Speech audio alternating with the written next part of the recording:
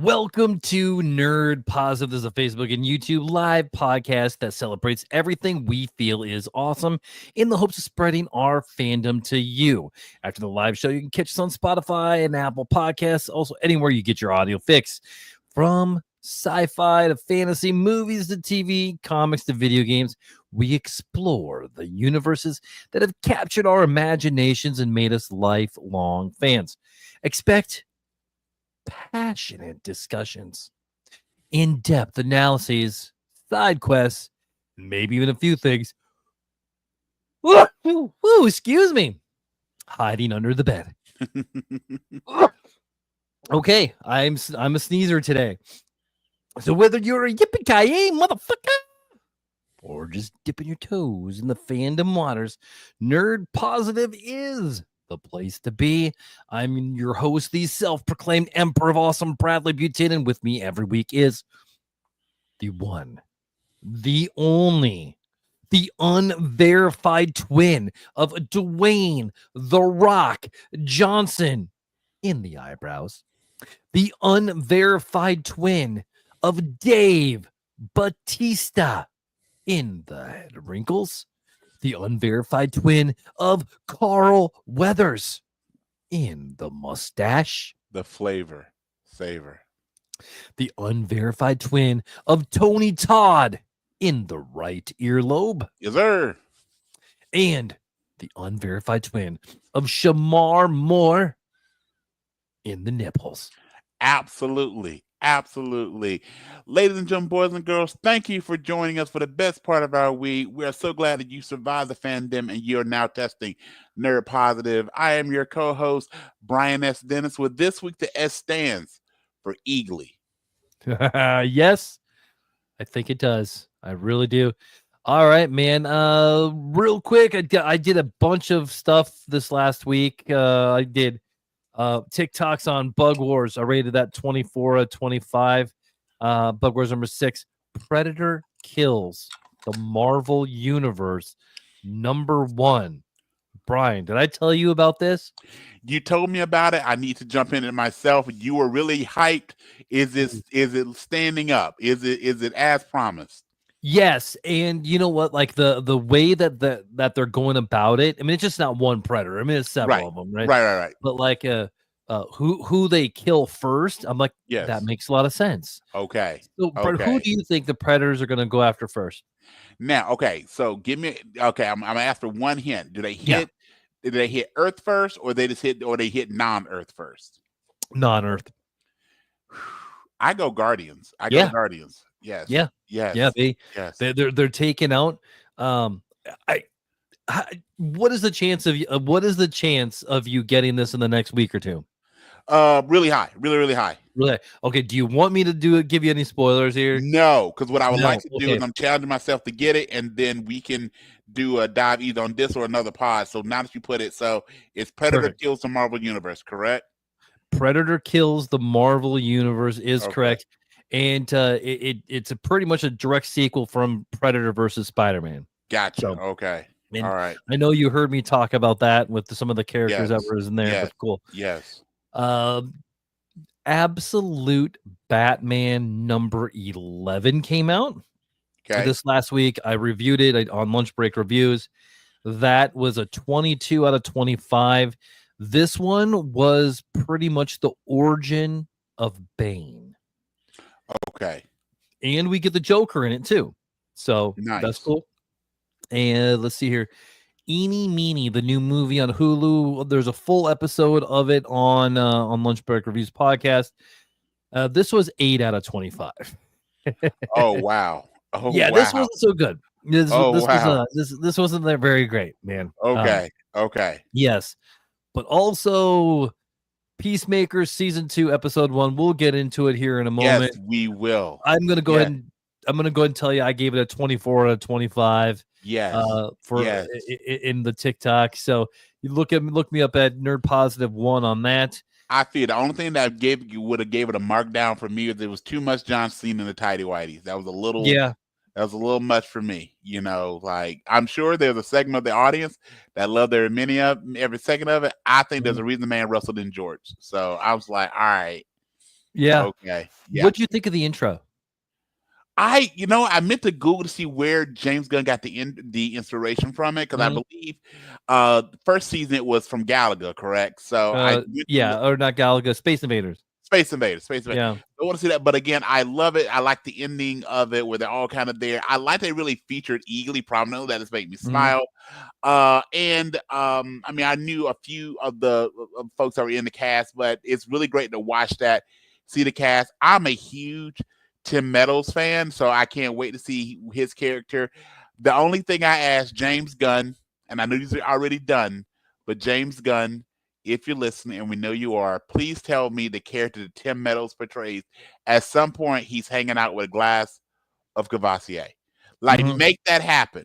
If you don't know that, watch The Ladies Man, watch old school Saturday Night Live. Tim Meadows is an extremely funny comedian. He is both his famous character is called The Ladies Man, where he's a 1970s old school womanizer, and he is sitting there sipping some Cavassier. So that's what I want. But I absolutely love the show. It didn't, and and I don't know if you watched the we also get into this. Mhm. I don't know if you watched after the show they did which HBO does this so well. They Mhm. did the behind the scenes of it, and they talked about the character development of Chris, aka Peacemaker, from the end of season 1, end of season 2. And for me, what I really liked, they did a little movie magic on us. They changed the ending of the final episode of season 1, and they introduced, instead of it being the League, it is Yeah. the gang. Yeah. It is the gang. So that I made dug me it. happy. Yeah. That I really like that. I really like that. So yeah. Awesome, man.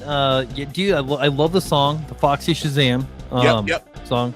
What was it, Lucky You or something? What's the name? so. What was the name of the song? Oh Lord, oh Lord. is the name Okay. of it. Okay. Yeah, I'll be downloading that today, and I'll be putting that on the playlist. Two shows that we talked about were Peacemaker, the first season of Peacemaker, and then All of Paradise. I think we both of our playlists reflected those shows pretty quickly, because again, driven. And Superman, we talked about this when we saw Superman 2025, is again, James Gunn has said repeatedly that before he writes the script, he kind of creates the music, which guides a lot of scenes. And we saw that with the Guardians. We saw it with the Guardians series. We saw it a bit with the Suicide Squad. You can make that argument. Definitely saw it with Creature Commandos. Saw it with Superman 2025, and both first season of Peacemaker and that episode 1 of season 2 of Peacemaker. So again, James Gunn, just honestly keep doing what you're doing, man. Yeah, Agreed. What you're doing. He has given us the DC universe that we wanted. Yeah, this is and we've been asking for this for a long time. Yeah, Zack Snyder, you tried, but okay, now let the adults play. Yeah. Man, so any other TV shows you want to talk about? Yeah, so I talked about Peacemaker. At my son's recommendation, he wanted me to get into the Lazarus Project, so I started that. If you've not checked out the Lazarus Project on Netflix, it's amazing. So I'm gonna write that down. This is actually taking Quantum Leap, but in a dysfunctional world. Okay, I really I'm like. sold. I'm 100% sold on that. This is what I think the new Quantum Leap tried but didn't quite get right. It's a British show, but it basically is. It's called. So the idea of the Lazarus Project is there's certain, and this is not a spoiler because this just becomes really clear the first few moments of the show. The Lazarus Project, you know how Quantum Leap is putting right what once was wrong. So imagine if Quantum Leap, instead of having one leaper, had a team of leapers. And I like it. And they don't always succeed. And so how that works with how the world, and the other piece I love about it, and I'll hush because I really want you to check it out, is what the impact psychologically of knowing what went wrong. Even if you fix it, you still know what went wrong and the impact that has on people. And I was like, wow. So again, the Lazarus Project, They've got 2 seasons currently on Netflix, and the 3rd season is about to drop. Again, my kid is like, you gotta watch it. So that recommendation from Brendan, it's really good. It's excellently done. Okay, that will be my homework for the week. Yes, is that I also have to get to Alien Earth episode 3 yet. Episode 3 is really good. They spend a lot of time, and they're starting to show. And again, quick spoiler alert: you're starting to see with the Lost Boys. So I believe it's 6 total Lost Boys. Maybe putting the minds of children in incredibly powerful synthetic bodies might not be the best idea. I can see that. I can definitely see that. And what I really love about we start seeing season 3 is they do a good job with really expanding the Wendy character at the beginning of the show throughout, but they do a really good job with episode 3 starting to differentiate the personalities and the motives of the other 5 Lost Boys, and that is really cool to see. That's really cool to see. Yep. All right, man. I can't. The only other show that I've been really watching is I've been watching Supernatural with Leia. We're going through it. We made it through 3 seasons. We're about 4 or 5 episodes in season 4. Gotcha. This is where Sam is doing the whole like powered thing, psychic abilities. Yeah. That doesn't last very long, but. So are you team Sam? I don't think we've ever done this. Are you team Sam or team Dean? Oh, dude, team Dean, man. Every team. I always say the grown-ups are team Dean. Yeah. The grown-ups are team Dean. Yeah. Don't get me wrong. I didn't want anything bad to happen to Sam, but let's be real. If that dude is whining next to you in the freaking car, you just want to chop him in the throat. Just one quick time of bam. Right. Just bam. Yeah. Man, like it's crazy about how many people have been in that show. Yes. I mean, like it's like a Law and Order like level. It really is. Man. It's that old episodes of Buffy and Angel. Mm-hmm. I mean, a lot of those shows back in the day, and this hit me even watching. But I watched the Day After Tomorrow the other day, and then I watched Date Night yesterday, and both of those movies, very different movies. If you just look at like just letting the credits roll and seeing who had bit parts in both those movies, like. This was like major stars in like the next 5 to 7 years. These are A-listers. Like, wow, you were the waiter. You know, you were the person that they passed that kind of got the smile on the scene. Like, why did they look up for me? Oh, okay. So yeah, you're right. So some of those shows you get to watch and you go like, you know, especially those shows that filmed in LA and New York and had space for a lot of actors. I mean, a lot of extras. It does become a who's who. You almost play like a bingo game. Hey, I realize them. I see them. So yeah, absolutely. So I'm glad Leia is watching it. And friend to friend, anything you can do to pull her away from Grey's Anatomy, nice job. Nice job, thank you very much. Nice job. Let's see. Are you playing any games right now? I restarted Last of Us, the remastered version. Work and life got super busy in the semester, so my goal is to jump back into that. And I got a couple games on the horizon. I might actually shoot out to you for some ideas as well. So I think I'm going to make the plunge soon. The PS5. I've been waiting. I think I'm going to make the plunge for the PS5. So I'll probably hit you up for some game recommendations, my friend. Sweet. Man, I've been playing the mobile game a little bit. Marvel Strike Force. Okay. So, break that down to me. How was that? What's that? I mean, it's your character collector. You just auto fight stuff. I mean, like you build your team. It's an RPG. Yeah. You know, you build it up, but but like there's so many obscure characters that you can get. Like right now, the big push is for, Azrael, Sebastian Shaw. Yep. What was their group? What's his group? I can't think of it now. Not Hellfire Club. It was Hellfire Club. Yeah, Hellfire. It was Hellfire Club. Yeah, the Hellfires.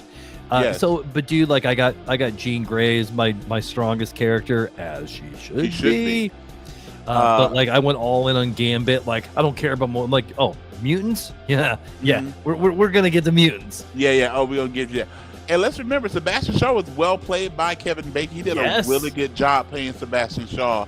Yeah. Which again, now that we've got those characters, at least whoever plays them, but that also makes me really excited with the MCU is that do we get Kevin Bacon coming back as Sebastian Shaw. Which version of Mhm. Emma Frost? I think there's definitely 2 and maybe 3 versions Yeah. of Emma Frost. You know, all the things we can see as the X-Men comes in. So we already talked about this for like our hypotheticals. Before we jump into more of this, what do you want to see them do? So right now, the only X-Man or X-Men that's really deeply into the MCU as of this point is Wolverine. We know Yeah. there will be more, obviously. Well, I guess Deadpool, I think. Yeah. But And you can make the argument. Is Deadpool an X-Men? No. No. No. He's X-Force. He's X-Force. He's not a true mutant, all the things. Yeah. So, but my question is, let's take about the primary 5. So Cyclops, Beast, Angel, Marvel Girl, aka Jean Grey, and Iceman. Yeah. Plus you got Professor X around there, and you know you've got Magneto. But let's just focus on the true original 5 X-Men plus Professor X. What do you think would be a better treatment of them? Integrating them into the greater MCU like we've seen them do with the Avengers, with Spider-Man, with the Guardians. Like, they may have their projects, but they really intersect. Yeah. Or do you want to see the X-Men, even within the greater MCU, be their own thing? Man, that's a tough one. Do you want the X-Men showing up for Doomsday, or do you want the X-Men being separate? Well, I know they're showing up for Doomsday. Yeah. But I would prefer them to be separate. I think that there's more to it. They don't really overlap a whole ton. Not really, if you're gonna do it right, which we already lost T'Challa, and the T'Challa storm is the bridge. That should have been the bridge. And then when you introduce Magneto again, you've already lost Quicksilver, and potentially lost Scarlet Witch.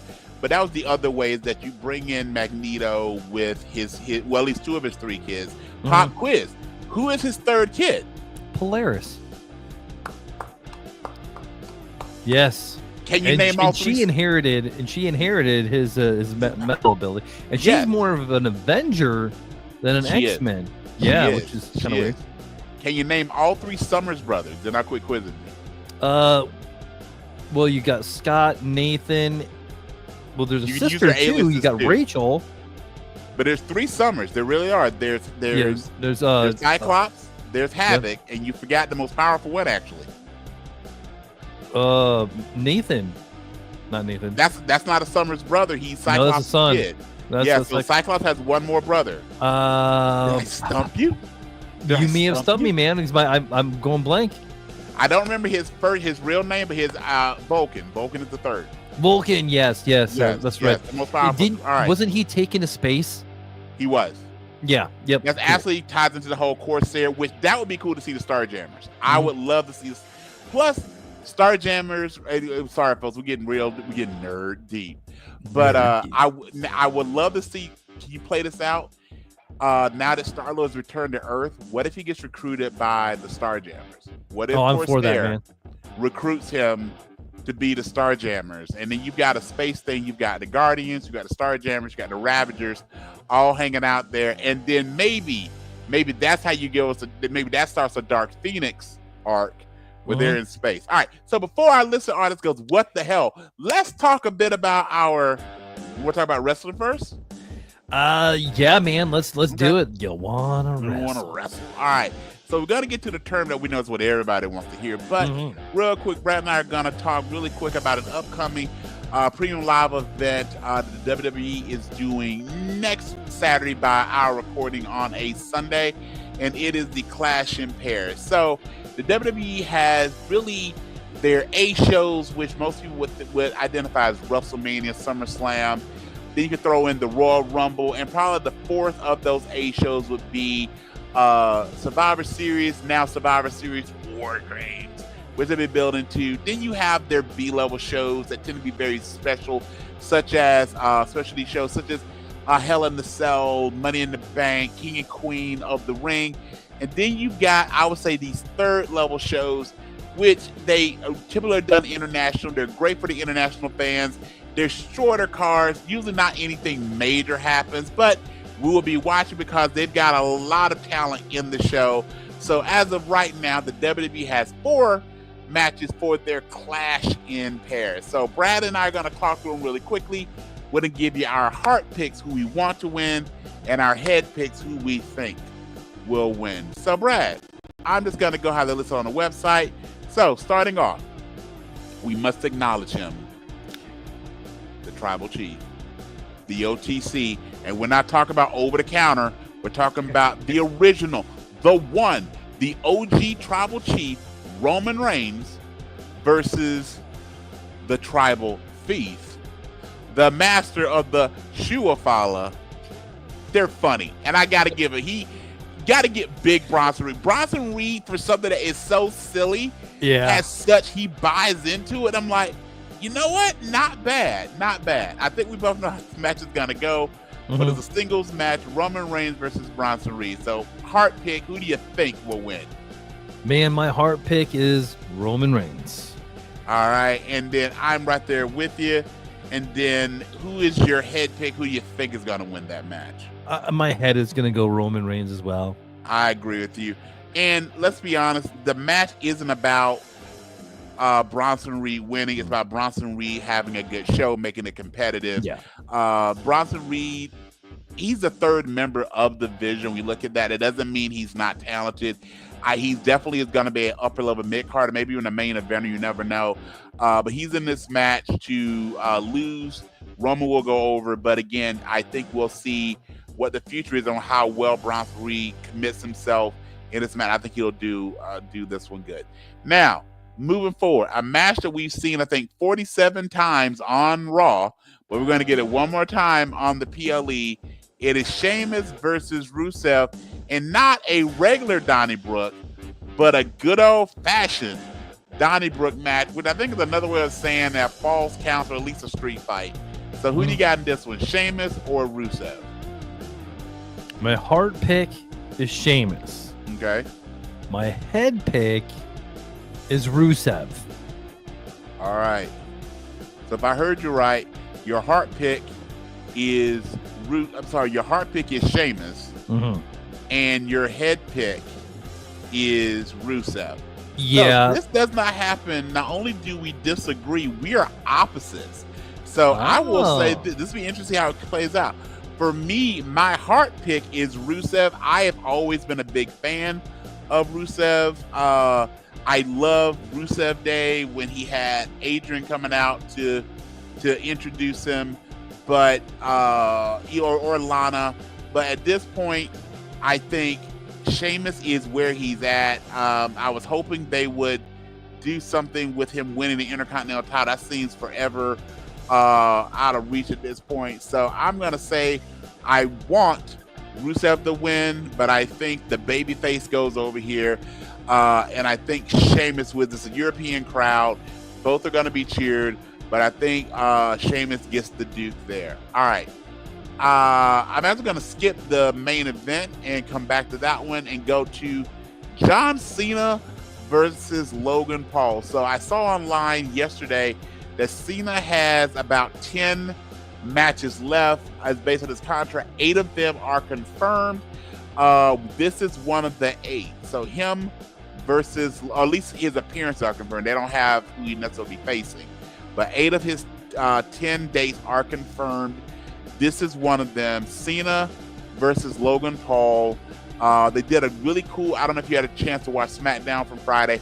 They did a lot of really cool back and forth and promos, and the night ended with Logan Paul actually knocking out Cena after being motivated by Drew McIntyre.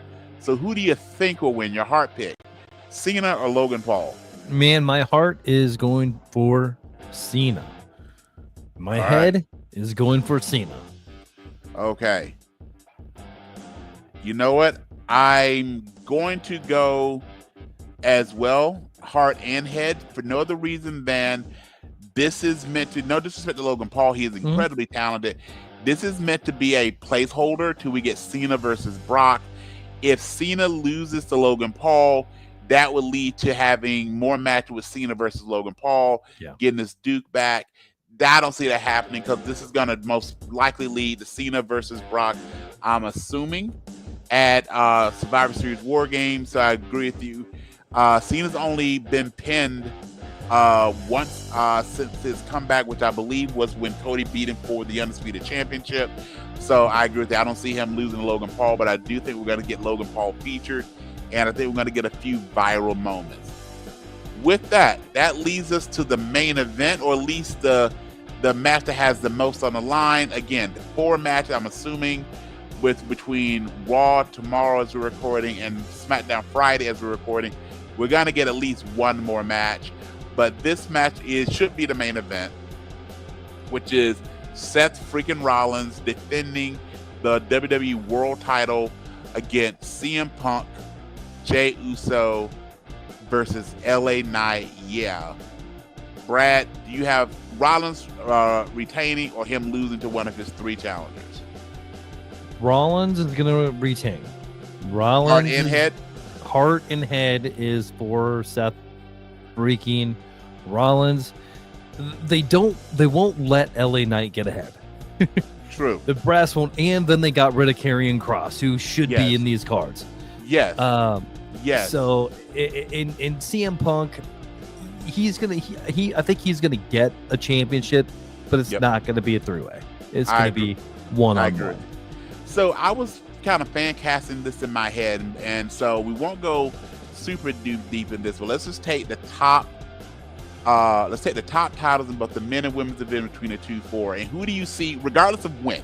I'm just curious to see who you see defeated. Let's run the SmackDown first. Okay. So the WWE Women's Champion is Tiffany Stratton. Regardless of when, who do you see beating Tiffany Stratton at some point?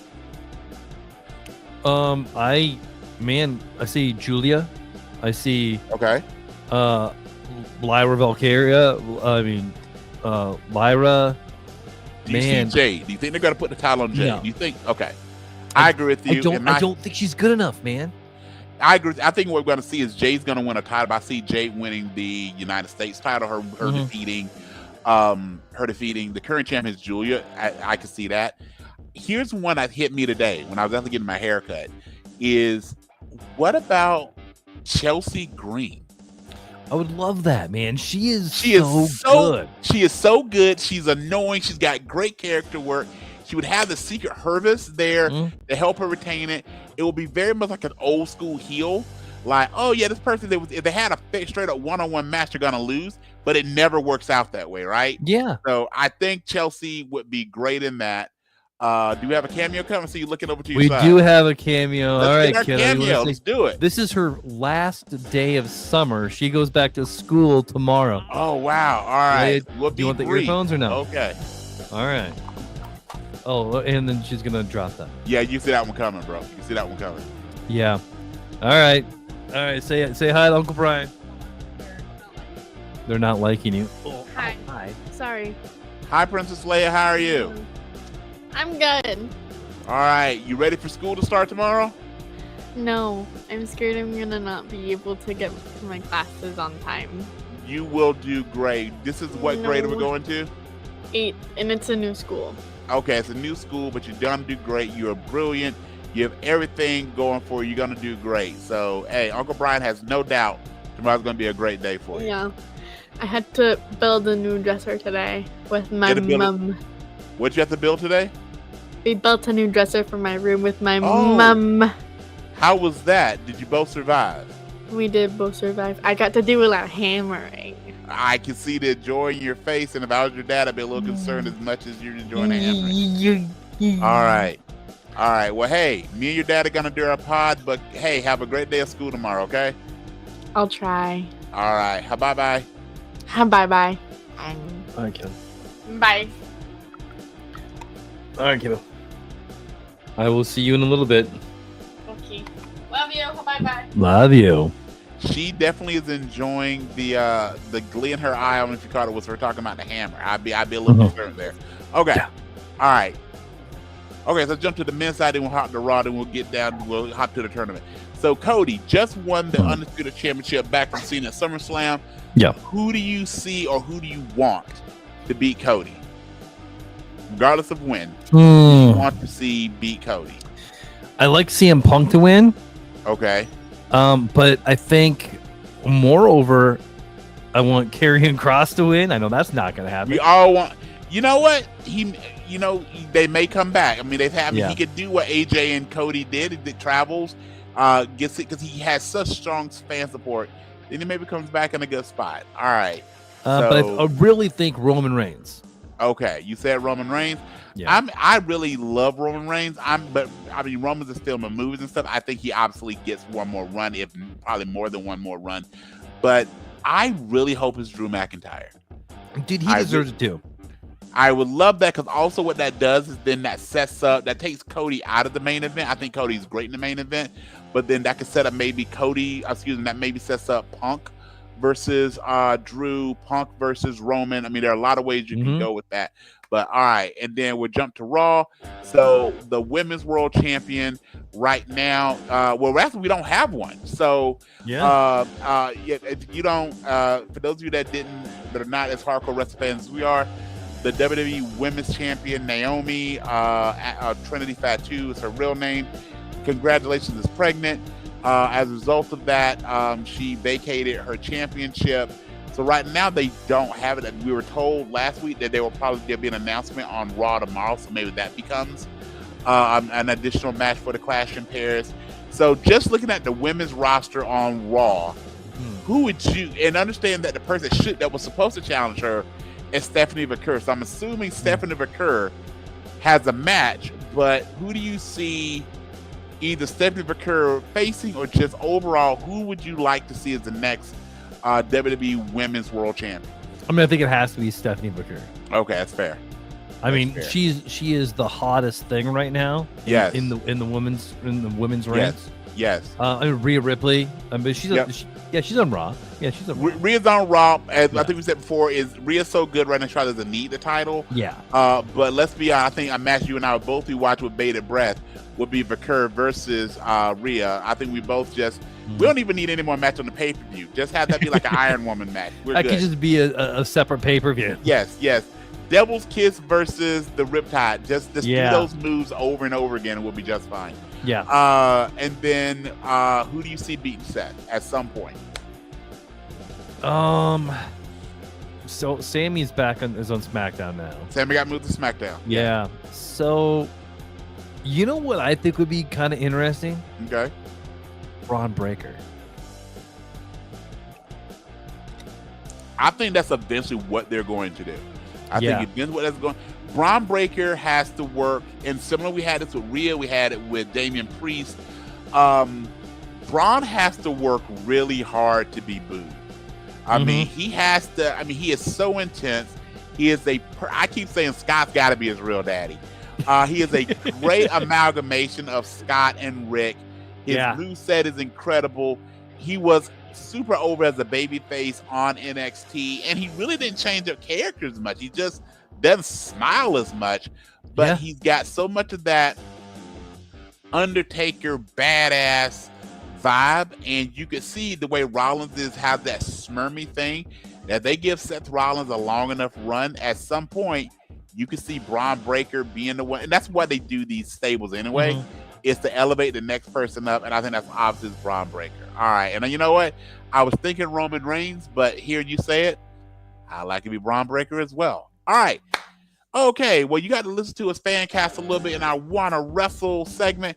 Now it is time for the Nerdaget Tournament of Awesome. Brian, do you want to explain what the Nerdageddon Tournament of Awesome is?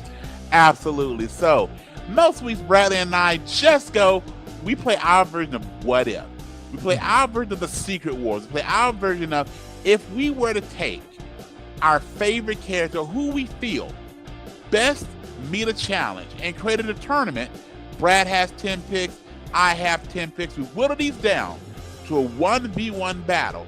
Who would win that week's Nerdaget Tournament of Awesome? And this week's tournament is based on who we feel are the best or most powerful aliens in fiction. Now, last week we decided it would just be not born on Earth. That's all the rules are. And that leaves a lot of air for interpretation, which is make this fun. Brad and I also do not discuss our list. We That's just run through them sometimes, and we actually only once, but one time we actually had, and I believe it was our most powerful group with numbers. We both settled on the Umbrella Academy, so we had a tie there. So we will see with this week's Nerdageddon Tournament of Awesome. He has his 10. I have my 10. We'll see them. We'll whittle those 10 down to 8. Those 8 down to 1. One on his bracket, one on my side of the bracket, and they will fade off to again establish this week's undisputed Nerdageddon Tournament of Awesome winner. Bradley, since I explained the rules, let's start off with your 10, sir, if you are good with that. I am perfect with this. I'm going to start off with a doozy. Okay, are you ready for this now? Let me get my die up. I am ready, sir. So we got to talking about this, and I mean, Superman is the first thing that's going to pop in your head, but yes, there's several different versions. I knew you were going to do Superman. something like this. I knew you were going to do something. Okay, and there's one version of Superman that is, don't say it, way more than all the others. This version of Superman actually went and lived in the sun. Superman 1 million. Superman 1 million. I was so close to picking Superman 1 million when we did our number episode, one that the Umbrella Academy won, and I was like, nah. But that is fair. That is fair. Okay, so Superman 1 million, and he is your number one pick. He's my number one. Oh, okay, excellent. Good. All right, next. I went to the light. Now I got to go to the dark side. Dark side, man. You can't do a list like this and not include dark side. Dark side, man. He's powerful. He can be beaten, but it takes a really strong person to do so. And I mean, and he can't be beaten. It's hard to beat him on his planet. Absolutely. By the way, we said that our finals will take place on the planet Earth, but Darkseid is your number 3 pick, my friend. Darkseid is number 3. Okay. Next, when you're talking about big, we gotta go big. I'm talking about the guy that eats planets like nothing, Galactus. Yes. You saw him in Fantastic Four. He almost didn't make it because he's been beaten by a lot of people. But with this just size, his power, I mean, and the one thing about Galactus is he has heralds. He does. He has his heralds that can do a lot for him. Yes, sir. I almost went with Apocalypse, but I decided on Galactus instead. Where am I putting him? Galactus is your number 5 pick. Galactus is number 5. Okay. Next, Yoda one I gotta pick here. The Jedi with the mostest. Probably the most famous of the Jedi. Probably might be one of the smallest, but he packs quite the hunch. Do or do not. There is no try. And that is how Yoda is going to make it through this tournament. The Nerdageddon of awesomeness. Yoda. Yoda the man. Yoda is your number 2 pick, which means unless something gets struck, one of your first battles is Superman 1 million versus Yoda. All right. Okay. We're going to stick around a little bit in the Star Wars because there is a powerful being in Star Wars, and he's played both light and dark. This is Anakin Skywalker, Darth Vader. It's hard to pick which, are they 2 separate characters? The one being we'll say Anakin Skywalker. Yes. I'll go Anakin, not Darth Vader. You have to go Anakin. All right. Well, similar to you can't have Bruce without Batman, you can't have Anakin without Darth. So yeah, I would have been good with that. We will go Anakin with that. And just remember, Anakin, you do not have the high ground. All right, Anakin is your number 7. Anakin is number 7. So he might not be good against Galactus. All right. We shall see. All right. Next, man. Speaking of heralds, There's one herald that rules And them Kumar? all. Huh? And Kumar? And Kumar. Go to White Castle. We Yes, gotta sir. go to White Castle. Yes. Man, maybe we can surf our way there. Yes, the Silver Surfer. All right, we have some in common at this point. Silver Surfer is your number 4. All right, so just a check. Here you're sitting so far. Yeah. Superman 1 million is number 1. Yoda is number 2. Darkseid is 3. Silver Surfer is 4. Galactus is 5. 6 is open. Anakin is 7. 8, 9, and 10 are also open. Yeah. Okay. So when you're talking about planets and you're talking about Galactus, there is another Unicron.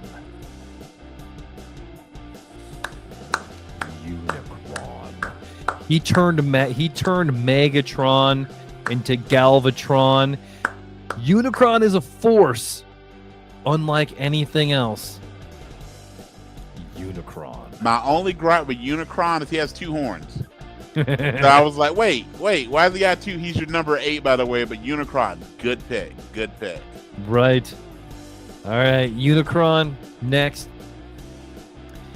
This character, everybody always goes to Superman versus this character. And when you go into all of Magna or anime, and he's one of the characters that can probably take Superman. I'm talking about no one other than Goku. Yes, again, excellent pick. So I will say, I know you got a couple out there. Had I taken my son's advice, there would have been a lot of similarity. We already got some similarities, but this would have been, this probably would have had the most similar list we've ever had. So kind of glad I didn't, but interesting how things worked out. All right, and if I didn't tell you, Goku is number 6, so you 9 and 10 are available. Okay, so my number 9 here is someone who's never lost. And even when he loses, he comes back. You just got to give him a little bit of time because he regenerates himself. Who do you think I'm talking about? Well, that is Doctor Who. See, this is where, again, you and I, every now and then we take some far left versus far right. I guarantee you Who will never make a list of mine. I know. So as for those of maybe newer listeners, Brad and I agree on almost everything. I, though, cannot wrap my head around Doctor Who. I've tried. I'm the, you heard of the monitor and the anti-monitor? I'm the anti-Whovian. I'm just like, it's just not a thing. By the way, anti-monitor almost made my list. Oh, see? By the way, the Good Doctor is number 9. Number 9. So your final pick is your number 10. All right, man. So, and I know I say man a lot, but this guy, my number 10 is He-Man. From Eternia. Okay. Yes, He-Man. I almost went Skeletor because he's a sorcerer, but then I'm He-Man's doesn't have a limit to his strength. True. So I ended up going with He-Man. And he can call upon everything with, all the past, masters of the universe with the sword. So He-Man it is. Do you ever think He-Man, do you ever think maybe if Prince Adam and Teela actually ever hooked up, you ever think he lets him play with the sword? I mean, yeah. He probably not Evelyn. Yeah. I would have, okay, again, this is horrible, but if you're in that universe, Evelyn, Teela, or the Sorceress, who you picking? Well, I mean, like the Sorceress is Teela's mom, so I mean, like there could be some. Might be the original MILF there, right? Right, man. I'm gonna go Sorceress, man. Those feathers might get in your sheets, though. I mean, yeah, but I mean, maybe we'll listen to some Fly Away. We'll listen to some Steve Miller, wow. and maybe we'll talk about Eagly. Wow. Maybe, Wow. Okay. All right. That is fair. All right. So I'm going to recount your list, and then I'll do mine, and we'll do some thinning. So from 1 to 10, based on seeding, we got Superman 1 million, Yoda, Mm. Darkseid, the Silver Surfer, Galactus, Goku, excellent pick with Goku, Anakin Skywalker, Unicron, the Good Doctor, and the true Master of the Universe, He-Man. That was a great list. All right. Okay. So now it's my turn. So similar, I have 10 characters, none of which were born on Earth, at least how we view Earth. I did my list a little differently in that I held myself to 10 of my 10, 5 from DC, 5 from Marvel. So before I get this, when I was talking to my son about this, he absolutely brought up Transformers, definitely world of anime. So you're gonna get the Dragon Ball Z characters. He definitely brought up some good ideas. Again, had he made his list, if this was a triple threat, you and him would probably have had probably close to 7 or 8. Looking at the list right now, we have, I'm just gonna do a quick, we have 1, 2, 3. I thought we'd have more. We only have 3. We only have 3. Because again, you went into the universe that I didn't go into, but it's going to be interesting. So I'm going to start it off here with mine. So my first pick, I wanted to have at least one woman represented. And also, I'm just a huge fan of this character. She has just done so much during my formative years that I enjoy so much of the comic book that she was a star of. And as we both know, we both love some Nightwing, we both love some Dick Grayson. I had to put in the one, the only, God-loving artist. I put in Starfire. Starfire is your number 10, and that is a really good pick. All right. By the way, I love the fact that Starfire learns the language by kissing you. Like, all right. Okay. Well, I mean, in the name of intergalactic harmony, let's do the thing. All right. So, the first pick that we have in common, Darkseid. Darkseid. Darkseid is going to be your number 6. All righty. Next up, if I got Darkseid, I gotta have Doomsday. Doomsday was another one of those that almost made my list, and your Doomsday is your number 3. Alrighty. So, I played with this idea of where was a character born? And this character was born in the pits of hell. His father is actually one of the primary demons in Belial. He lives on Earth because he is attached to Jason Blood, and he can drop bars because he always speaks in rhyme. Etrigan the Demon.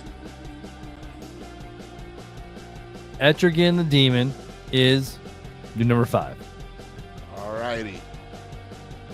And then, of course, if we're going DC and you're not having Superman, but you're going to actually a hero that is not born on Earth, it's our next door neighbors, not from Krypton, but from Mars, the Martian Manhunter, John Jones. Another one that was almost made my list as well. Are the is it the Manhunters from the Green Lanterns? Yes, so the Manhunters were before the Lanterns. Yes. Yeah. So So what seed is John Jones? What seed is the Martian Manhunter? Martian Manhunter is your number 1. Oh, okay. But yeah, so the Guardians tried with the Manhunters, and when they went rogue, that led them creating the Green Lantern Corps. All right. So now I'm gonna jump across the street going over with Marvel. Even without the gauntlet, and I'm having him without his gauntlet, he is still a Titan. He wants balance. He loves death. He is Thanos.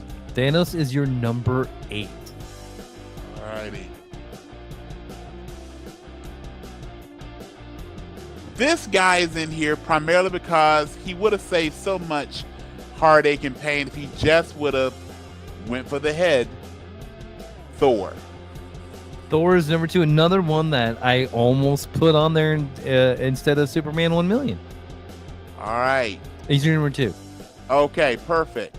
So next up, we've got, again, the second one that we have in common, Galactus. Galactus is number 4.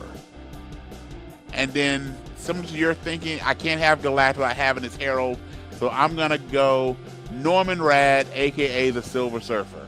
And Silver Surfer is number 9. And now my last pick, I had to Number put a 7. sleeper. I had to go, who do I think comes down to it, that if it came down to Superman or Superman 1 million, who could do it? Who could stand up to Krypton's last son? Who could stand up to the Red Sun? Who could stand up to the savior of the world? I had to pick someone that when it comes down to it, he makes us answer only one question. That is, what if Uatu the Watcher is my final pick? Okay, that is a good one. Uatu is really good because he's not really a fighter. Right. So interesting. He'll be But my number 7, right? Yep, number 7. Yep, but I which do I have a hadn't done it, yep. defense if it comes down to Uatu and Superman 1 million. Okay. I do have a defense against him. Okay. I won't spill it now. I can't wait to hear it. Yes. Now we But got to strike ourselves. I kind of hope our strikes don't knock him out. I hope my number 7, your number 1 is still there, because I want that to be the finals. Well, let's do it. All right, sir. Okay. So I'm assuming Superman 1 million, but outside of Superman 1 million, is there anybody else from your 10 you really don't want to lose? I really don't want to lose Doctor Who. Okay. Because Doctor Who, because he has so many lives. Yes. That in the future he could also just come back as a different Doctor Who and continue the fight. Fair. So, and he is pretty much the last son of. Anyway, you're not a Doctor Who fan. I'm not going to get in the weeds in Doctor Who. Okay. Until I have to. Gotcha. So those are the 2 that I really don't want to. I really would like to keep Yoda a lot too. I'm okay with like either Unicron or Galactus. Gotcha. You know, but I think Unicron could take Galactus. I think. All right. Well, good news. At least for the first spin, you lost number 5, which is Galactus. Okay. Fair enough. Oh, where'd my? There we go. Galactus is out. All right. And unfortunately, you did lose one of the ones you wanted to keep. However, it is not Superman. It is your number 2, Yoda. Yoda all right, is out. And Yoda, the one I'm not gonna count on. Okay. All right. Okay. All right. So that actually, I didn't know how the Superman 1 million and Yoda was gonna go. So I think Yoda ultimately would have lost to Superman 1 million. Yes. But I'm all right. It is time to do some striking to you. So now, sir, you tell me, who do you not want to lose? Well, of course, we're gonna know I don't want to lose the Watcher, who is my number 7, but also just from a heart pick, I've just always been a huge fan of this character. I want to keep Etrigan my number 5, so I want to keep number 7 and number 5. All right, and here comes the roll. Number 9, you are losing Silver Surfer. Okay. Hang on a second here. Why is there? It is. Okay. All right, you are losing the Silver Surfer and the second. Okay. Come on. You took the one above. You took the one above all a few weeks ago. You cannot take Uatu this time. I am not taking Uatu. Okay. I am not taking Starfire, and you're keeping Etrigan, but you are losing John Jones, Martian Manhunter. I can live with that. John Jones was a sympathy fan. Always been a big. I've always felt that again. I would love a John Jones show. I think John Jones also, about he's a detective. I think he would be a great one to explore his history, his mythos, both as John Jones and as the Martian Manhunter. So I think he's going to show up in Lanterns. He probably, as he should. He really should. Because Gunn has said that he's a big Martian Manhunter fan. Yep. And you can't get, especially in we're going to go off in the weeds a little bit, but I think Martian Manhunter should be the common sense of the DCU that's coming in. Yes. I think that like Clark Kent, David Cornsweet would really listen to Yeah, he Martian could be that Manhunter. elder statesman, that person. And we saw White Martian in the movie. We did. And my thought, if they, depending on what they're doing with Captain America going forward, I think maybe he's, and I should, for time I'm not going to do it, but I was going to, I feel like maybe he's done the voice actor of this character, but Carl Lumley, who plays Isaiah Washington in the MCU, Carl Lumley from that voice. Yes. Especially if you did an older Green Lantern who's been on Earth for a long time, I think he would do fantastic. I think he would be fantastic. Dude, like, yeah, do him. Morgan Freeman would be another one. Yes. Denzel Washington would be able to rock it too. Yes. And all those Dennis Haysbert. There are a lot of this had that big, just heavy voice. All right. Right? So I love it. So I lost Silver Surfer and I lost Martian Manhunter. All right. Again, both of those I can live without because I still got my top 2 picks. So with that being said, let's start them off. Through it. So, all right, so we're going to start on your side of the bracket first. So it's your 1 versus 3. So Superman, this is a fight you could actually see happening. We got Superman 1 million versus Darkseid. And again, for those of you that are not comic fans, Superman 1 million is the ultimate version of Superman. Superman gets his powers from the sun. This is where Superman has spent, a few years living on the surface of the sun. 1,000 years and he on the comes sun. out literally golden. He is literally golden. So and with all extra powers and all the powers that he has are to the max. And because he's absorbed so much radiation from the yellow sun, he can go farther. Yes. So he I mean, this is going to be an easy one. It's going to be Superman 1 million. Regular Superman can defeat Darkseid. So with that, Superman 1 million. And this to me will play out almost like we saw Thor versus Thanos. Is he just Thanos versus Hulk? He just throws him around a little bit and it's over. Yeah. All right. So that leads us now to your 4 versus 6. So this will be interesting. Silver Surfer. Remember, these do occur on Earth. So Silver Surfer versus Goku. Yeah. So that it would be interesting, but I think the edge is going to go to Goku on this. Yeah. Just because he's going to go Super Saiyan. I think Silver Surfer. I think Silver Surfer. It'll be a big fight. It'll be like a 5-episode fight. The power is going to take 3 episodes, right? Oh yeah. Power for Goku going to take 3 and it's going to take 3 episodes for Silver Surfer to get there, and they're going to be like each preparing for the fight. It's going to come, and then the fight is going to be another 3 episodes. And Goku's going to be hurt, but he's not going to be down. He is going to take out Silver Surfer. He's going to knock him off that board. He's going to break the board, and by the end, Silver Surfer is warning that Galactus is on his way. So Goku's going to have to go get all his buddies. I want to see it. I can see it in my brain. Yes. Goku, you're going forward. So I agree with your pick. My only thing is, on his way, Silver Surfer, please kill Krillin. Just please. I just never got... A lot of people love the Krillin character. I was like, yeah. It just never was my guy. All right. So we had Goku advancing over Silver Surfer. That leads us to Anakin Skywalker. I'm not sure how this even logistically happens. Anakin versus Unicron. How do you see this one playing out? Unicron is a planet-sized transformer. Maybe even a star of death. Right. And Anakin is one man. He is the chosen one. But Unicron is going to have the very high ground. He's going to have the high ground. Yeah, but Anakin. And we're going to have that great soundtrack from again, king of the 80s movie soundtracks. You've got the touch. Stay in touch. Yes, that's sir. Right. That is Stan Bush. Stan Bush is his name. That's right. Yes, but come on now. But I'm gonna argue is your pick. I'm gonna argue for Anakin to say you put Anakin in an X-wing fighter. He's zooming in and out. Maybe there's a port.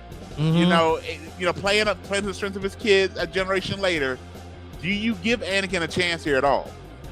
If he gets into space and can get to or inside Unicron to fight, I think there's a chance. Pause. Okay, so you're saying that Anakin is inside of him. Now I'm hearing this Russell Crowe. Not Russell Crowe, Russell Brand. Right, All right. Okay, so you got it. Unicron. So Anakin, Unicron. Who's your call? Unicron? I'm going with the Unicron. Yeah. Unicron. Okay, fair. All right. Probably because I was wanting Unicron to go out, but also I want. And again, you're more the Star Wars buff than I am. I actually may have gone a little differently. Now we've got your 9v10. You've got the Doctor versus a person with the world's sharpest thermometer. You've got Doctor Who versus He-Man. Prince Adam, he's got the power, as well as he may see the Doctor because that loincloth looks a little itchy. But who do you got? He-Man versus Doctor Who. Oh man, I know who I want.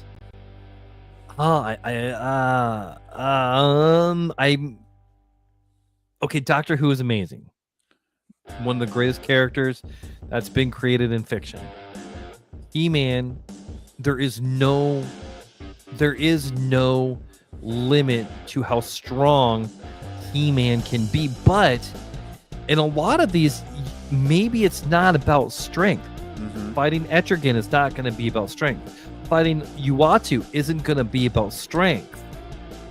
Correct. Cunning comes into this. Cunning is going to come into this, and the Doctor is going to be more cunning than anybody else. He's lived multiple lives. He's 900 and however many years old. I was going to ask how old is he? So he's over 900 years old. Okay. Yeah, he's over 900 years old, and he has multiple regenerations. So, which means he, at one point, to save the Earth, he set a clock. He went back in time to start a plan in place because this one mathematical equation was going to take 900 years to figure out. Okay. So he went back to his very, very first life, gave the equation to himself. Okay. So all of his lives, he could work on this. On the equation. And at the exact second that he needed it, he would have it. And that was just a second later. Goes back in time. He's got the TARDIS. Time and relative dimension in space. That is part of the Doctor. Also remember, I think we're going to the same place. So much of He-Man is brute strength. A lot of He-Man outsmarting and cunning comes from his comes from his support system, like the sorcerers, like Man of Arms. So everybody doesn't think it for him. So if he doesn't have that group to advise him, and it truthfully is Prince Adam with a tan and on some roids versus the Doctor with that 900 years of experience, I think the fight's kind of clear, but it's your call, sir. You know what, man? I'm going Doctor Who over He-Man on this one. All right. And as always, he has the power. He has the power. I've always wondered as much time, because we as comic book fans often go with the ridiculousness of Superman and the hypno glasses that people don't notice. Clark is Superman basically with a different haircut and wearing glasses. Prince Adam and He-Man, all it is a tan. That's the only difference. Is he changes clothes and has a tan. Yeah, and they do at least and he does before Christian Bale the different voice, right? So he does I am He-Man. It's all that, right? Yeah. So okay. All right. So let's do your next round. So based on your next round, this one is great. I actually saw this. They used to have on YouTube a series called Death Battle, and this was the most sought after death battle, and it took them years to actually create the battle and play it out. And it was Superman versus Goku. So I'm curious, I don't know if you're familiar with that YouTube series, but before I say who won in that battle, now it was Superman, not Superman 1 million, versus Goku. In your battle, Superman 1 million versus Goku, who's winning? For one reason, Superman 1 million is going to win. I think strength-wise, it's going to happen. They're going to fight. regular Superman can defeat Goku, because I think I remember what you're talking about as well. Yep. But this is Superman 1 million. Yep. One of the powers of absorbing so much radiation is he can actually change reality. Superman 1 million can change reality as one of his and not powers. just flying around the Earth Not backwards. just flying around. He can hear from the other side of the universe now. And so yes, Goku, it's not even going to be a hard fight. It is going to be All right. Superman 1 million. Okay. He is going and gone. Now we've got Unicron versus the Doctor.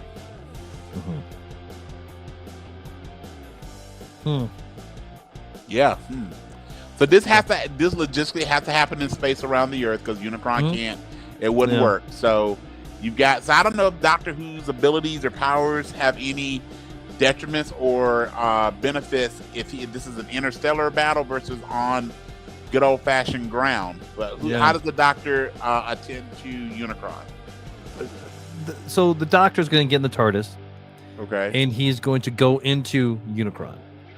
And he's going to get into... Poor Unicron. People just always invite themselves inside without asking, right? So yeah. Right. The Doctor is one of the smartest beings in all of fiction. Okay. There's few people maybe that's smarter. Actually, that's a good question. I might actually Google that in a second. But because he's so smart, because he's gonna know of the Transformers species, and he's gonna know about them. He's gonna know about Energon. He's gonna know about the Matrix of Leadership. He's gonna know about what makes them tick. He is going to get into the brain of Unicron and is going to rewire it as a new moon for Earth. Doctor Who is going to defeat Unicron. All right. I would have maybe, again, I'm not the who's and you are. I maybe make a different decision, but that then makes your finals Superman 1 million versus the Good Doctor. Right. So this is going to be like overpowered or just over cunning. You know, brains versus, this is going to be the ultimate brains versus brawn type of thing. And here's the thing, the TARDIS is time and relative dimension in space. And Superman, he may not be able to travel time, but he probably can. He can change reality. The Superman 1 million. And so I'm ending it with the two people I didn't want to get rid of.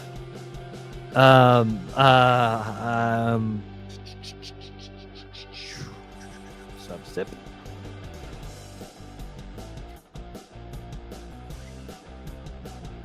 Is the beer gonna save you, my friend? Superman 1 million is going to destroy the TARDIS. Yep. And he's going to strand the Doctor. And he's going to change the Doctor's reality. And Superman 1 million will go back to the sun as many times as he needs to. Gotcha. Superman 1 million is my choice. Fair. He will take out the Doctor, and that hurt. Fair. But fair. I feel that is the right answer. Fair. All right. Well, let's see who's gonna face off against Superman 1 million. Are you ready to go through the gauntlet? I am ready, sir. So my number one pick was struck. So this is gonna be Thor. Yep. Versus Doomsday. Ooh. That is tough. Ooh. And you know what? I want to see it, but I want you to tell me how this is gonna go. Okay, so we're dropping Thor and Doomsday on Earth. They're gonna battle. This one is gonna wreck some furniture. It's gonna be a fight of fights. Here's my thing. Thor.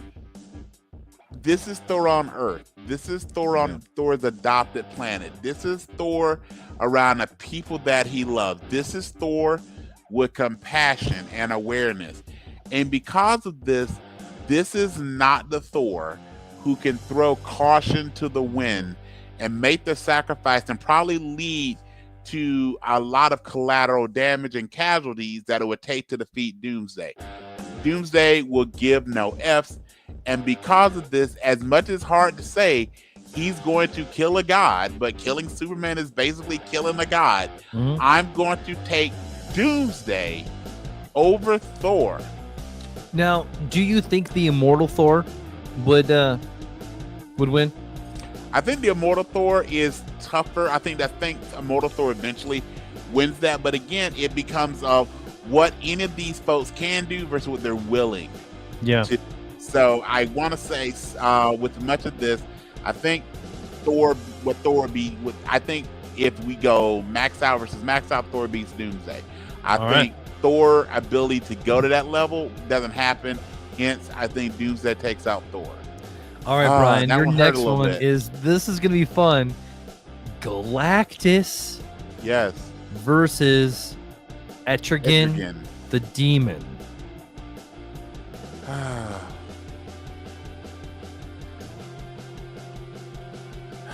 On Earth.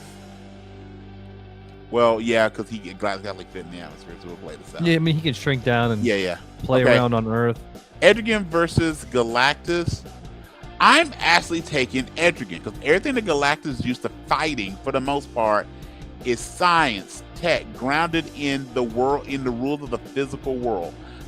Etrigan is a supernatural being, and because of that, I don't know if Galactus is ready for that. And again, Etrigan would be willing to sacrifice anything and everything, and I think Etrigan, who's also smart, takes out a Herald and then takes out Galactus, and I just see him climbing up Galactus and then taking that flaming sword and just right in the jugular, taking Galactus out.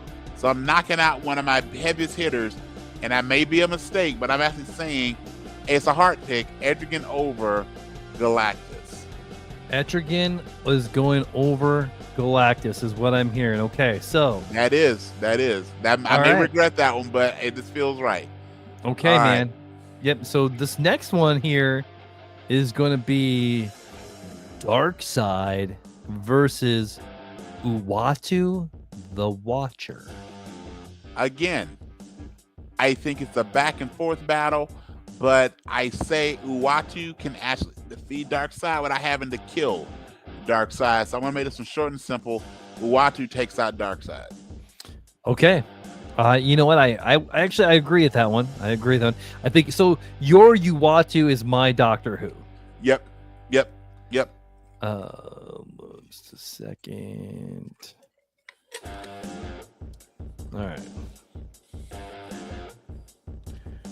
All right. So Darkseid is out.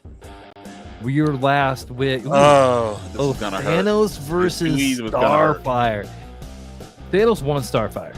From one, Yeah. he Yeah. won. Okay. Yeah. This is none of the stuff that he does with Nova and Gamora. This is not any of my daughter stuff. We already know.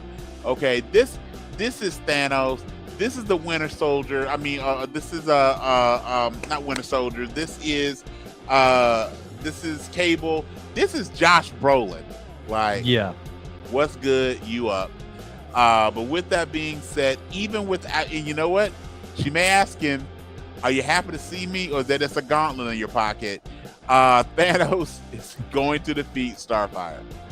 Thanos is going to defeat Starfire without Yeah. the gauntlet, and Yeah.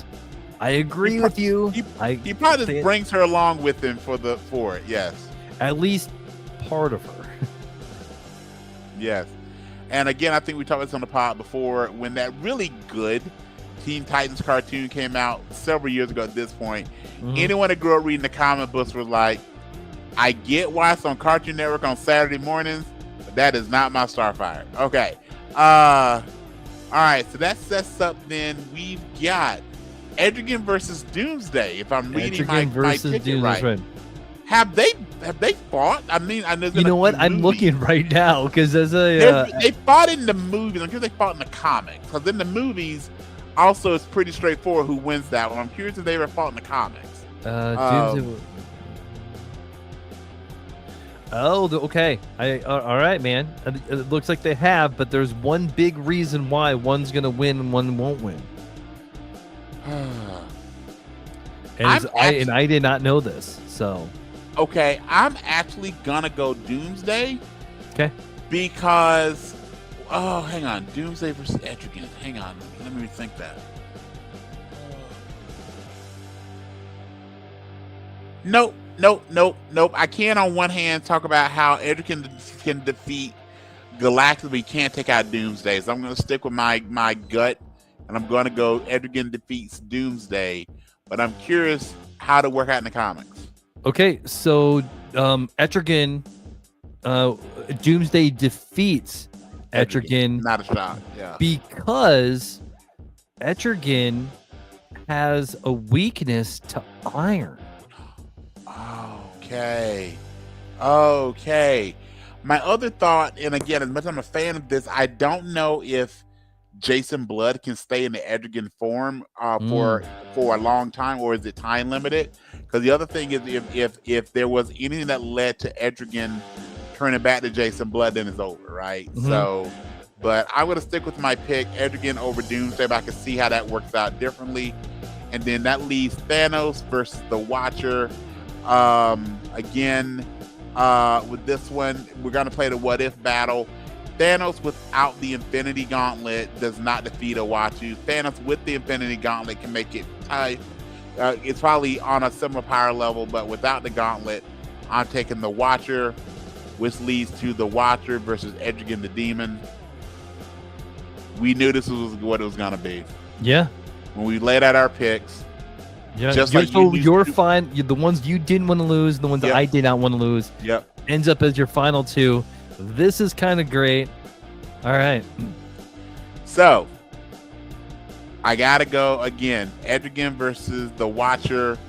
The Watcher would be very interesting to see. The Watcher who is all about the multiverse and technology and space travel. He's going to have to deal with someone from the literal bowels of hell. But I again think the Watcher just puts Etrigan in a little glass tube, tells him to be a good boy, and I have the Watcher defeating Etrigan the Demon, which gives us the finals we wanted. Man, gives us the finals we wanted, my friend. But go ahead. Why did we not use Brainiac? Man. Okay. Yeah, dude. There's some picks there. All right. Okay, so it is Superman 1 million versus Uatu. The Watcher, yes. The Watcher. This is Marvel versus DC. Yep. This is what it's all about. Superman 1 million is going to win because he can change reality. Everything that Uatu's going to throw at him, he can change. But remember, Uatu exists in all reality. So no matter what he changes it to, Uatu will be there. Remember, Uatu is a singularity that exists across the Watchers themselves exist across all reality. Remember, one of the first things about it is Uatu, even though he denies it, he basically is a god. He's part of a species of gods. Yeah. But it's still a 1v1. I think Uatu could stand his own against Superman 1. Yeah, can Superman 1 can change realities? Yes.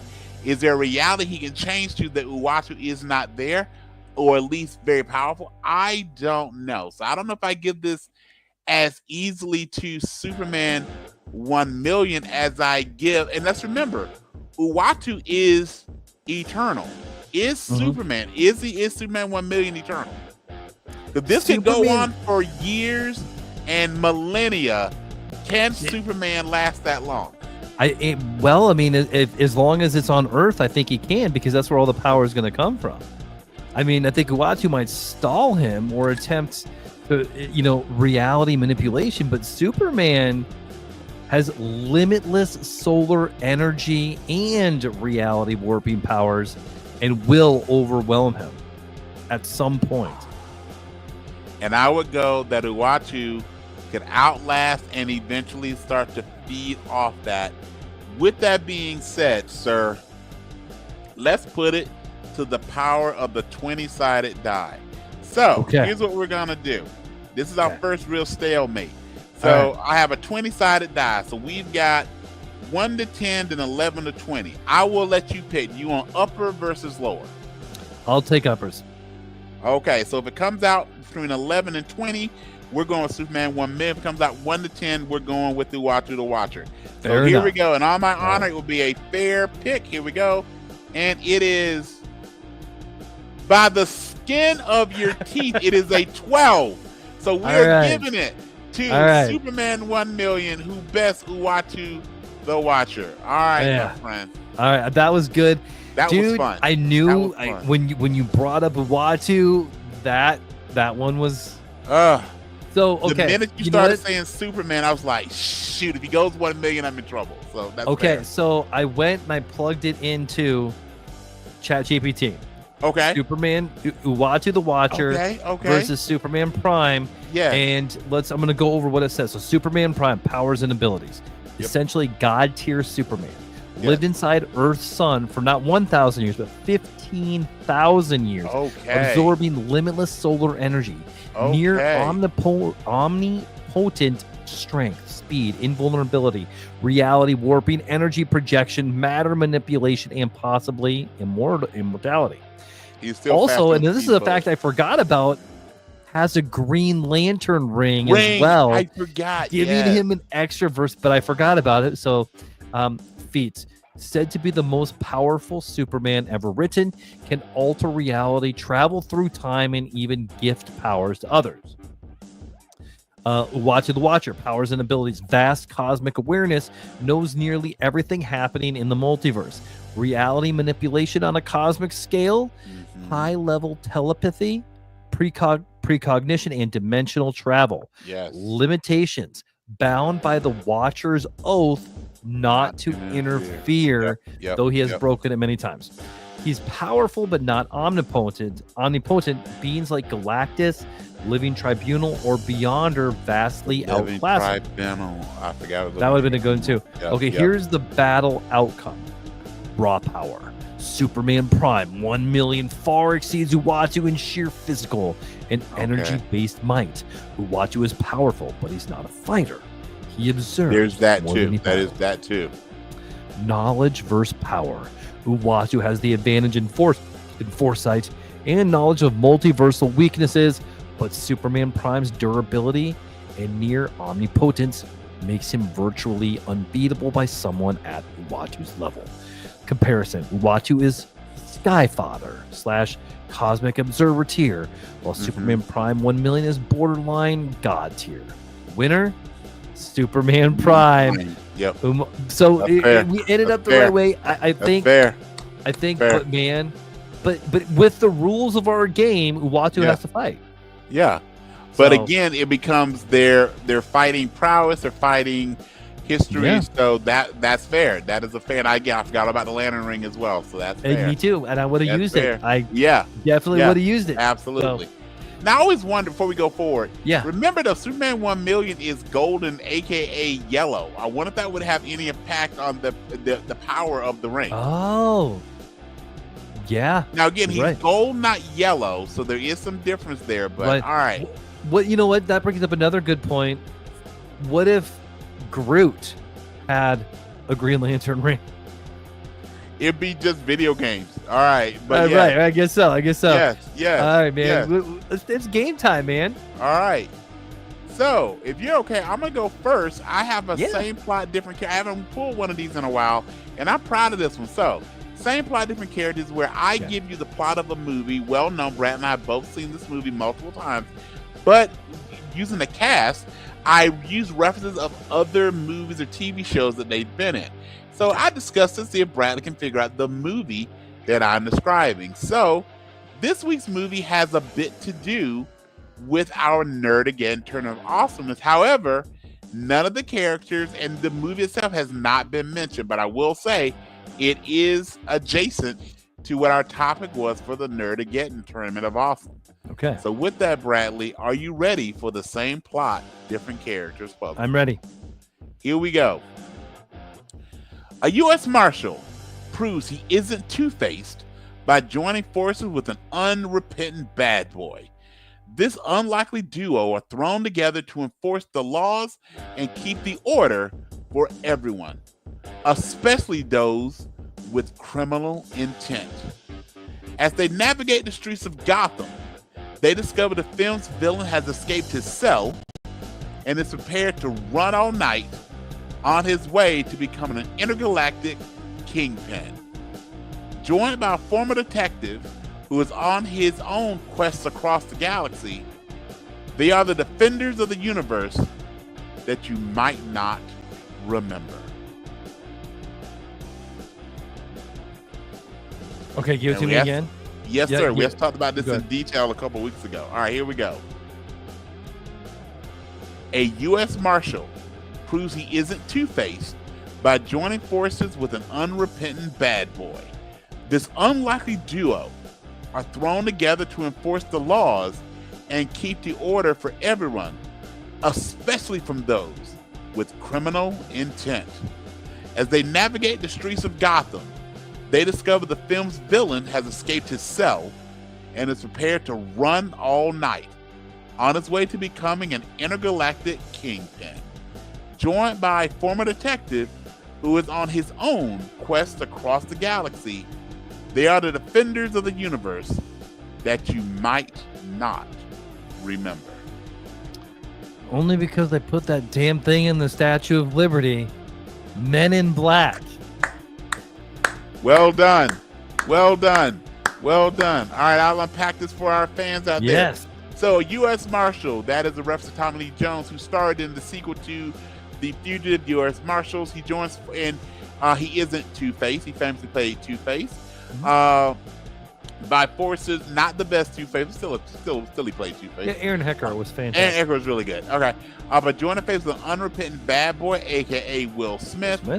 This unlikely duo force to enforce the laws and keep the order from those with criminal intent. That is a reference from to Vincent D'Onofrio, who was the star of Law and Order: Criminal Intent. Edgar suit. Yes, the Edgar suit. They navigate the streets of Gotham. Again, much of it is done in New York, but also that's a reference back to Two-Face. They discover the film's villain has escaped his cell and is prepared to run all night. Again, other movies that star Vincent D'Onofrio, The Cell is so appreciated. And his way to become an intergalactic kingpin. He plays Kingpin in Daredevil Reborn. And then joined by a former detective who is on his own quest across the galaxy. That's a reference to Tony Shalhoub, who played both Monk and is the star as Tech Sergeant Chen in the Galaxy Quest movie. And they are the defenders of the universe that you might not remember, which is a direct lyric from the Men in Black song that ruled the cosmos when Men in Black came out. So, well done, sir. All right. Well done. All right, man. So I got a game for you. It's more of a guessing game, really, what it is. So I'm calling it Who Said It? Or this is comic quotes edition. So I'm going to say a quote. Okay. And you're going to have to tell me who you think did it, who you think said it. And I will tell you this. It's just Marvel and DC. Okay. Now, the comic character who said it, correct? The comic character can say it. Right. And if you can name me the issue, I mean, like, if you can name one of them, I will. You automatically win. So, I mean, we'll go over that here in a minute. But are you ready to play? I'm ready. I'm going to give it my best shot. Let's do it, my friend. It's not dying that you need to be afraid of. It's never having lived in the first place. Who do you think said it? It's not dying that you need to be afraid of. It's never having lived in the first place. Ooh, I know that one. It's not dying you need to be afraid of. It's never having lived, right? And if you want a hint, I will tell you if it's Marvel or DC. Let me think about it.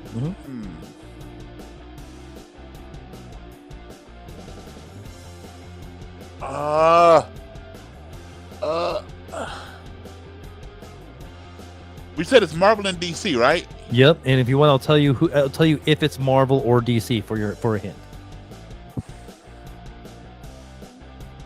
Okay, go ahead. DC.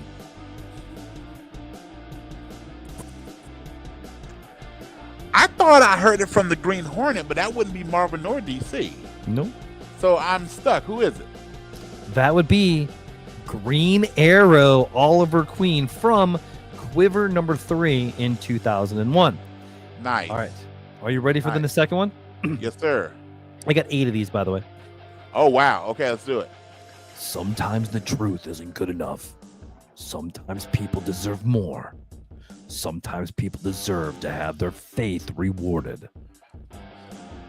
Okay, so that's obviously our guy. That's Batman. That is Batman. Yes. All right, now this one you might get. I think you, if you think about it, it's in one of the most famous Batman series.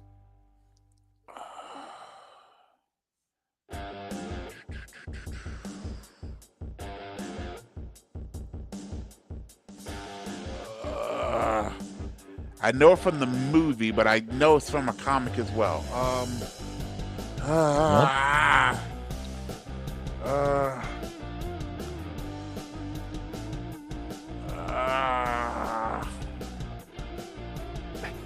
Is it something midnight? It's something Nope. midnight.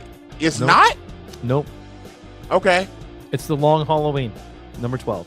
Is it really? It is. Yep. Okay. Nice job. Nice job. All right, so I'm 1 of 2. Okay. Yep, you did great there. Okay, you ready for this one?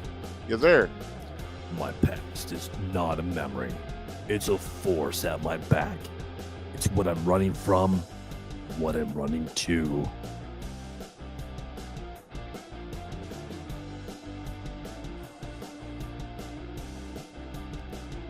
Give me the end of it again. My past is not a memory. It's a force at my back.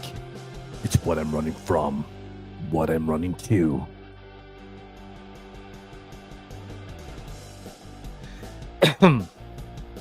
Give me Marvel. Marvel. And it's one of my favorite Marvel characters. I'll give you that too. Shoot.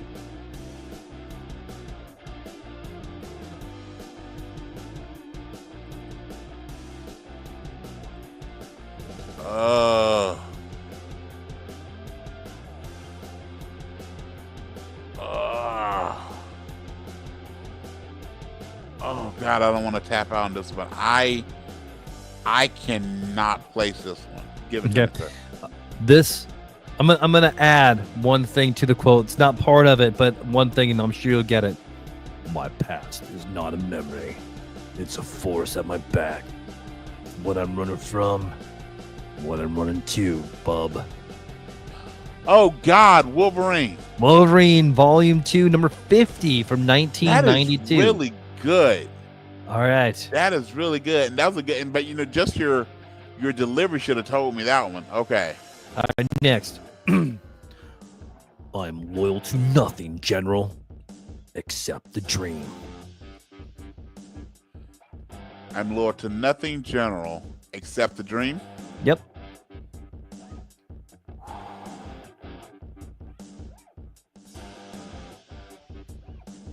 That's Cap. That's Captain America from not a Captain America comic, but Daredevil one. number I know- 233. Yep. I Yes. actually got that one. Yep. Okay. The future is a black canvas, and I am the painter. I will fill with it my. I'm gonna start that over. The future is a black canvas, and I am the painter. I will fill it with my colors. I will fill it with my colors. I will fill it with my colors.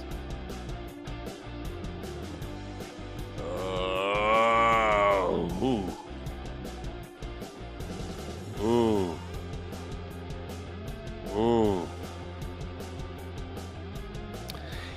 This is actually a Marvel. character that I probably should have put in my list.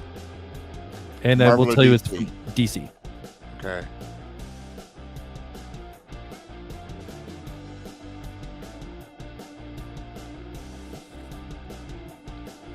Huh.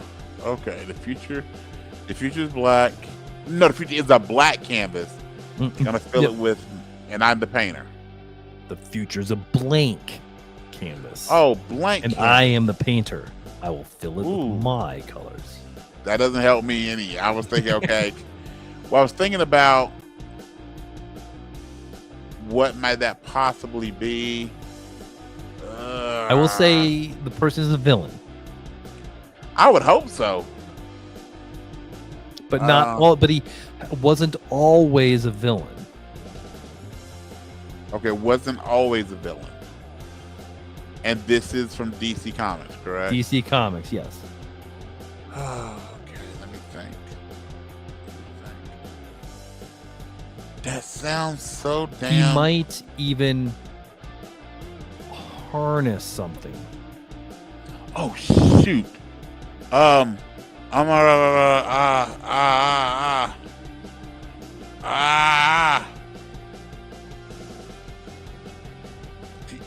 Shoot, you're really good at these. Go ahead, give it to me. That's Sinestro. Fair. Okay. I have no idea what comic that came from. That came from Green Lantern number 35 from 2008, Volume 4, number 35 from 2008. Okay. Sinestro is one of the least. I think he gets I think he gets overlooked a lot. I think he's an excellent villain, fantastic backstory. I liked his representation in the Green Lantern movie. That movie just bombed. Yeah. So bad. Unfortunately, we didn't get Mark Strong. I think Mark Strong would have done an excellent version of Sinestro. So who knows what we get in the future. So Man, all right. just Sinestro Wars would be awesome to do. Okay. Sometimes being a hero means stepping out of the shadows. Sometimes being a hero means stepping out of the shadows of the past and becoming the person you were meant to be all along. Sometimes being a hero is stepping out of the shadows. Stepping out of the shadows, yep. Sometimes being a hero means stepping out of the shadows of the past and becoming the person you were meant to be all along. This is Marvel, isn't it? Nope, it's DC. Crap! Now I'm in trouble. Okay, I'm gonna point out to something in there. Stepping out of the shadows Of the past. Yeah. He said it's DC, right? DC, yep. These are excellent, man. Further, this would make a great book of quotes.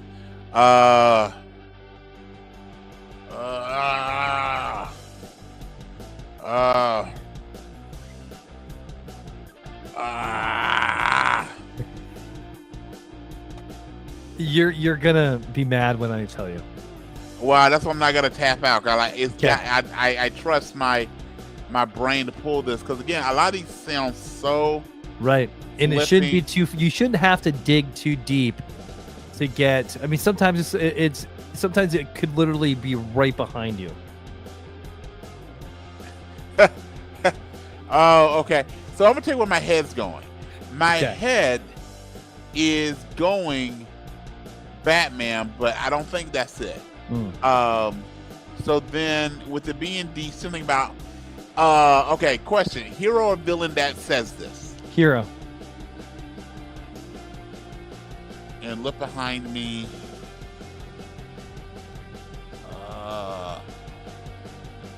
Okay, I'm tapping. I'm embarrassed to tap this one. Who's the character behind me? It's It's Nightwing. Jeez. See, I read that it's behind me, so I was like, I know it's not Thundercat, so it can't be that. Right. All right. Shoot. Okay. I got two more. Okay. These are right. excellent, man. This is fun. This one here. The real crime would be not to finish what we started. That's it. The real crime Oh. would be not to finish what we started. Would be not to finish what we started. Okay. Yeah.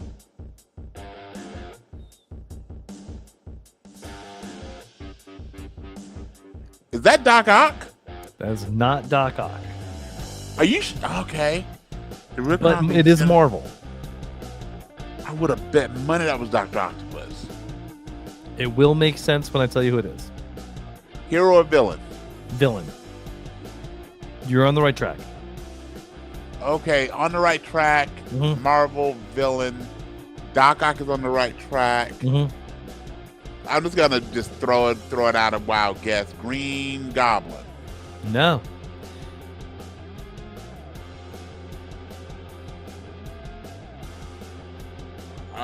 Last guess again. Said I'm on the right track. I'm assuming Spider-Man villain. So I'm gonna go. She's got a really good Rose Gallery too. You said it's not Doc Ock. Mhm. You said it's not the Green Goblin.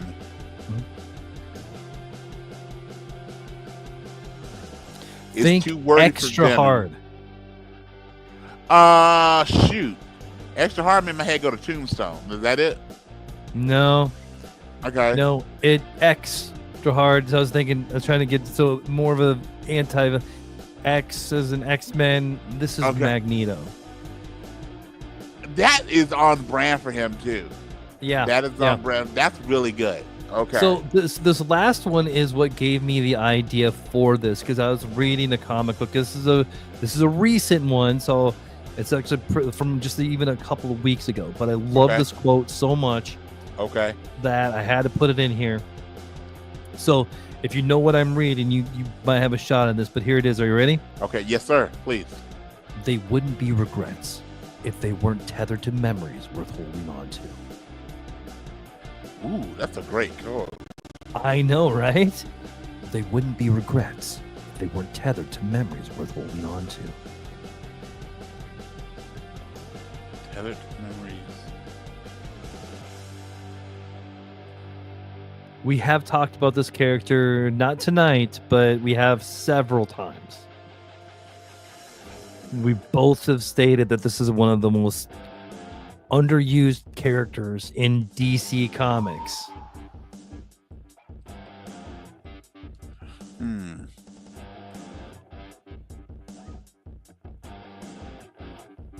Wait.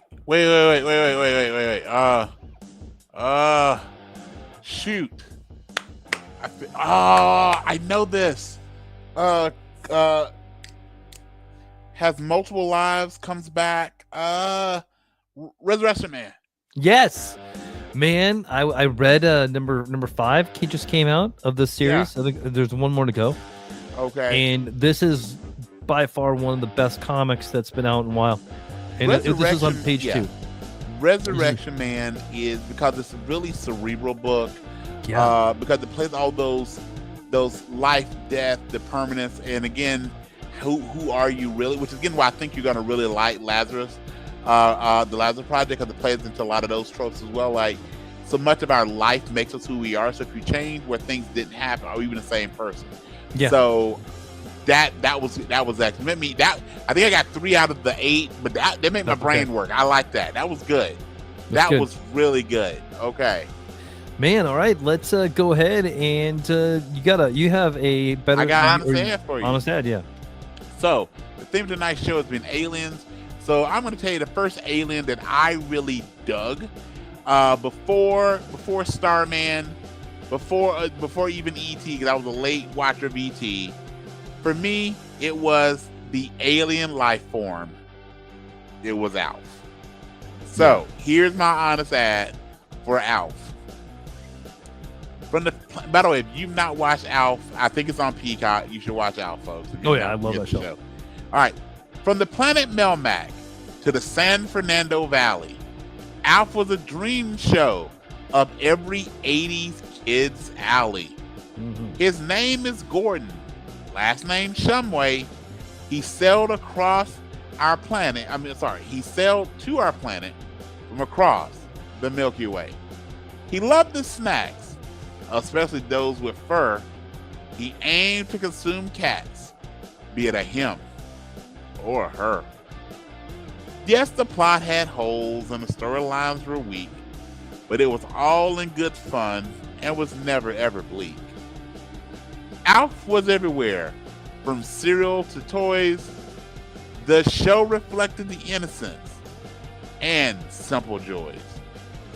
Similar to Small Wonders and Howard the Duck, Alf made me laugh.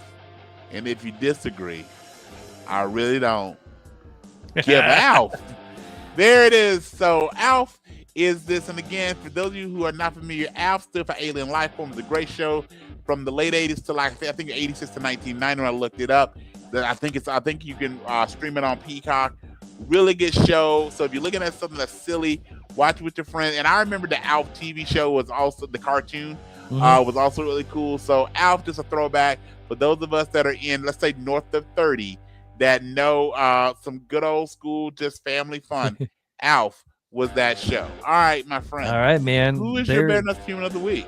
I'm going to give this one to my work partner, Jen Davis. I hope you're listening. I hope you're having an amazing time. You're awesome. You're amazing. Don't forget about it. For no big reason. Just, we have a lot of fun at work and wanted to shout her out. I'm going to shout out. And you know what? I'm going to give a second one to my kids who start school tomorrow. I got a 10th grader and an 8th grader. So, yeah. All right, and I'm sure they're going to do great. So in that same vein, I'm going to give this one up to Bentley. Again, he was just named the starting JV quarterback here on the South Side. Love you to death, my friend. Be safe. Keep your head up. Can't wait to see your game. So Bentley, have a great one. And you're this week, from me, Better Enough Human of the Week. All right, my friend. I think it's time to put a pin in her. I think let's do it, man. Let's go ahead and close it on up. All right. Well, I'll go off first. So, again, thank you, ladies and gentlemen, boys and girls, for joining us for this, the best part of our week, for surviving the pandemic and now testing Nerd Positive. You go into your week, just a few words of wisdom. First off, remember, no retreat, no surrender, and Goonies, never say die. Friendship is like peeing on yourself. Everyone can see it, but only you get the warm feeling that it brings. Every time you feel stupid, you just got a little bit smarter. And remember, squirrels' cheeks are also their nutsacks. Bye-bye. Bye-bye, folks.